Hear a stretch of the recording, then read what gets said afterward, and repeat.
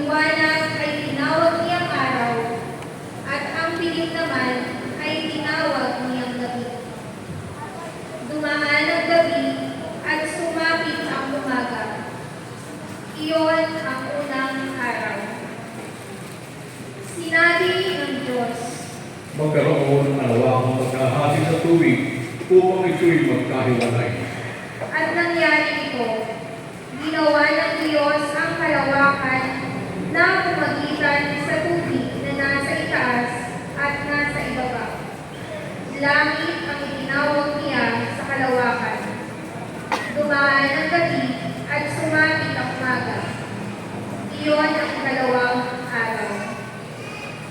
Sinabi ng Diyos, Pagsama sa isang dahon ng tubig sa silong ng langit upang lumitaw ang lupa.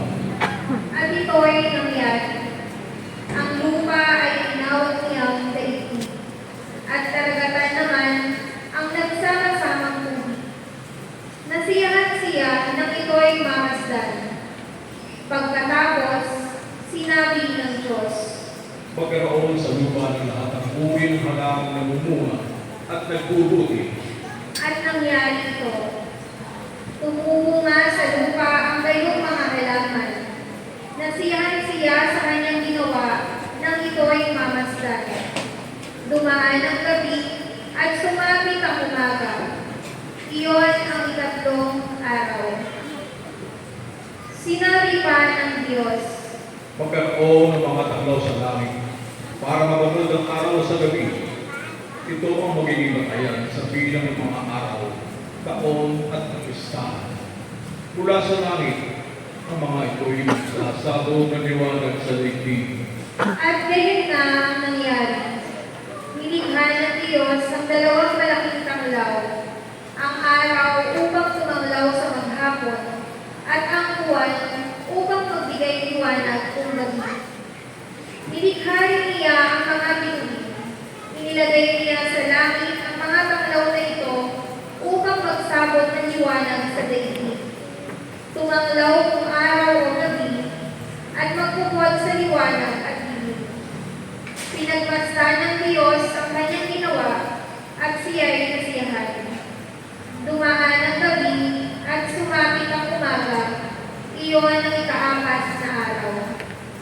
Sinabi pa ng Diyos, Magkaroon sa tubig ng maraming bagay na may buhay at magkaroon din ng mga ibon sa himpapawid. nilikha ng Diyos ang mga dampuhala sa dagat, at lahat ng bagay na nabubuhay sa tubig, at lahat ng uri ng ibon.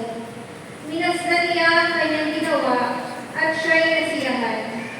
Pinagpala niya ang mga ito, at sinabi, Magpakarami ang lahat ng bagay na nabubuhay sa tubig at punuin ang karagatan. Magpakarami rin ang mga ibon at punuin ang daigdig.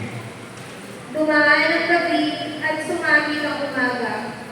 Iyon ang ikalimang araw. Sinabi ng Diyos, Magkaroon ng lahat ng uri ng hayop sa lupa. Mga amo, may ilang, malalaki at maliliit. at gayon na ang nangyari. Nilikhaan niya ang lahat ng ito, at siya'y lubos na nasiyahan nang mamasdan ang mga ito. Pagkatapos likhain ang lahat ng ito, sinabi ng Diyos, Ngayon, lalo nang ginamit ng tao, ating gagawin siyang talarawan natin. Siya ang mamamahala sa mga isda, mga ibon at lahat ng hayop, maging maamo o maingat, malaki o maliit. nilalangan ng Diyos ang tao ayon sa kanyang larawan. Lumalang siya ng isang lalaki at isang babae, at sila'y pinagpala. Wika niya, Pagpakarami kayo at punuin ng inyong mga supling ang buong daigdig at pamahalaan ito.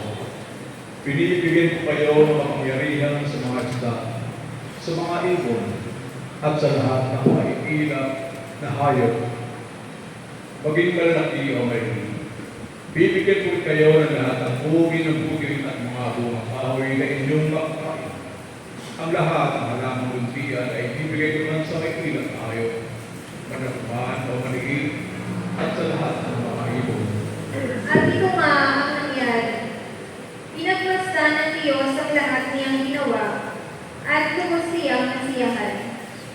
Dumaan ang araw at sumapit ang umaga.